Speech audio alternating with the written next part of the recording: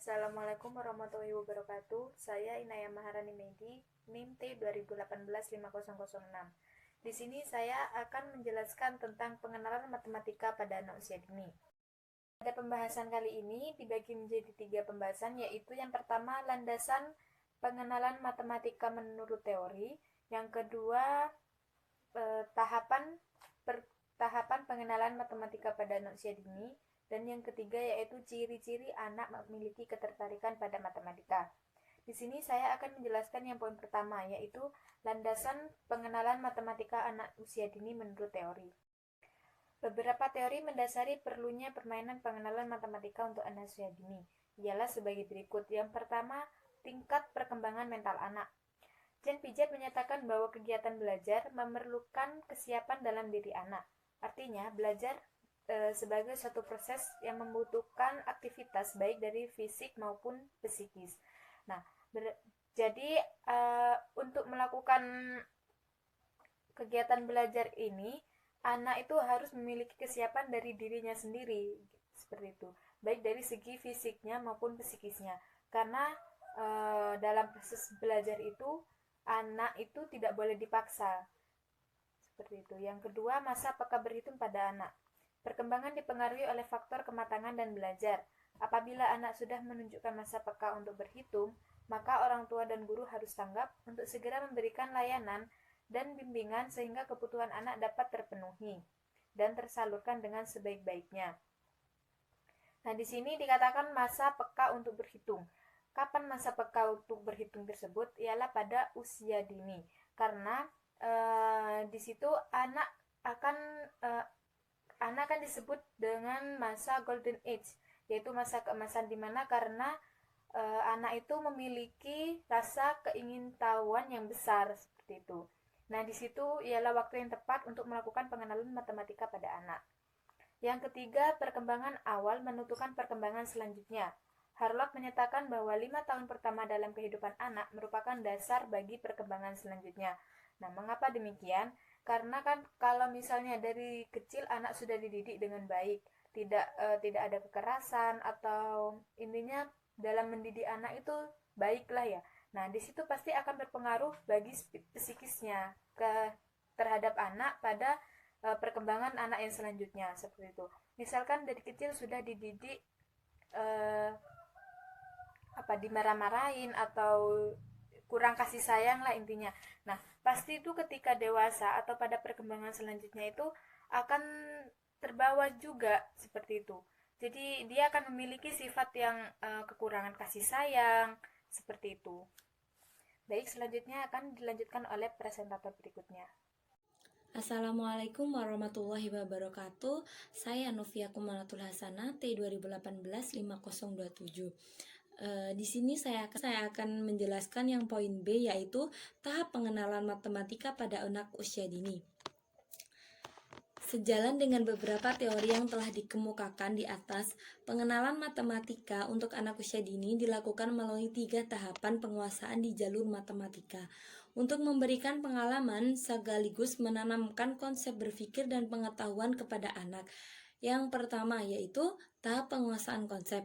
Pada awalnya, Jan Piaget, anak berada pada tahap konsep atau pengertian tentang sesuatu dengan menggunakan benda dan peristiwa konkret. Pemahaman atau pengertian pada tahap ini diperoleh anak dengan bereksplorasi, menghitung segala macam benda yang dapat dihitung. Setiap anak diperbolehkan memilih alat dan biji untuk hitungannya. Guru menyarankan anak untuk menghitung dan memasangnya di tatakan atau tempat pasangannya sebanyak bilangan yang ingin dikuasai anak. Guru pula yang menentukan konsep bilangan yang akan dihitung oleh anak. Bila selesai, anak melaporkan pekerjaannya ke guru. Setelah dicek, anak dapat mengambil tugas lain. Saat anak meletakkan benda konkret pada tempat pemasangannya adalah saat yang penuh dengan imajinasi. Perkembangan bahasa anak juga sangat meningkat pada saat menghitung. Hal yang perlu diperhatikan dalam pengenalan konsep antara lain adalah yang A. Pemahaman arah kanan, kiri, atas, bawah, depan, belakang. Hal ini sebagai dasar pengenalan simbol-simbol yang akan ditemukan pada tahap berikutnya. yaitu tahap transisi dan lambang. Bisa dilakukan dengan permainan gerak dan lagu atau dengan permainan. Yang B, pemahaman garis tegak, datar, lurus, lengkung. Bisa dilakukan dengan kegiatan motorik. Yang C, pemahaman bentuk sederhana, lingkaran, segi empat, segitiga bisa dilakukan dengan kegiatan motorik. Semakin banyak kesempatan yang diberikan pada anak untuk bereksplorasi, maka semakin banyak kesempatan yang diberikan kepada anak untuk bereksplorasi, maka akan semakin kuat pemahaman anak terhadap konsep, dan guru dituntut untuk bisa mengevaluasi kemampuan dan memasuki tahap transisi. Baik, selanjutnya yaitu saya akan menjelaskan yang nomor 2, yaitu tahap transisi. Seiring dengan bertambahan usia, minat dan pemahaman konsep anak akan sampai pada tahap berikutnya, yakni tahap transisi atau tahap peralihan. Tahap transisi merupakan masa peralihan dari pengertian konkret menuju pengenalan lambang yang abstrak, di mana benda konkret masih ada dan mulai dikenalkan bentuk lambangnya.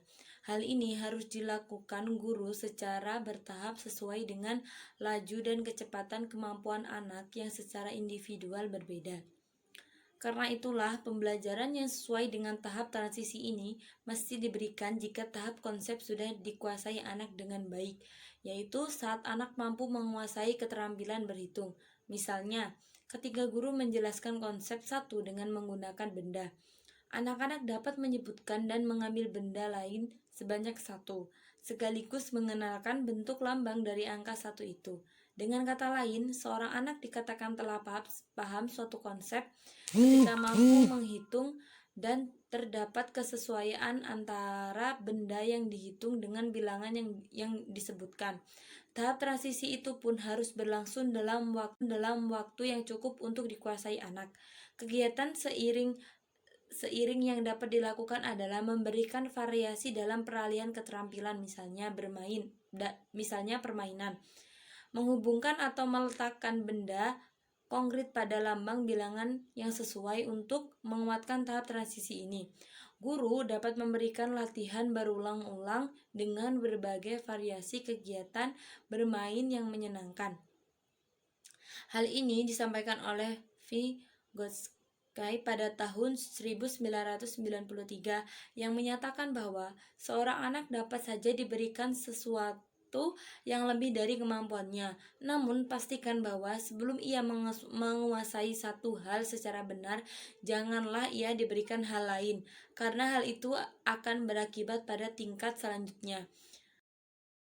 Assalamualaikum warahmatullahi wabarakatuh. Perkenalkan, nama saya Niki Nurfarida, NIM T 2018-5030.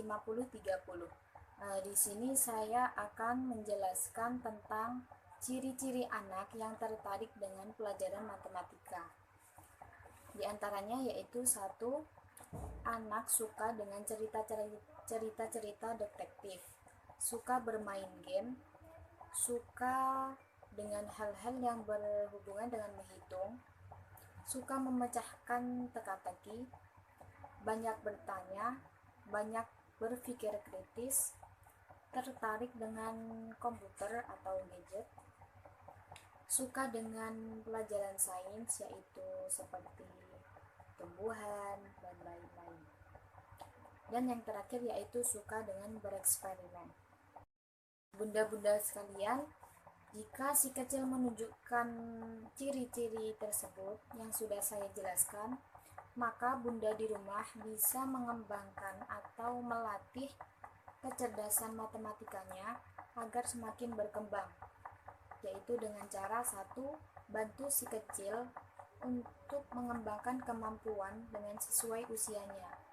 Yang kedua yaitu ajarkan konsep matematika secara sederhana, misalkan pengurangan, penjumlahan, yaitu contohnya misalnya menambahkan meja atau menghitung meja, menghitung permen juga bisa, menghitung buah dan lain-lain. Dan untuk yang ketiga yaitu kenalkan matematika lewat permainan. Jadi anak nanti bisa sambil bermain agar tidak bosan.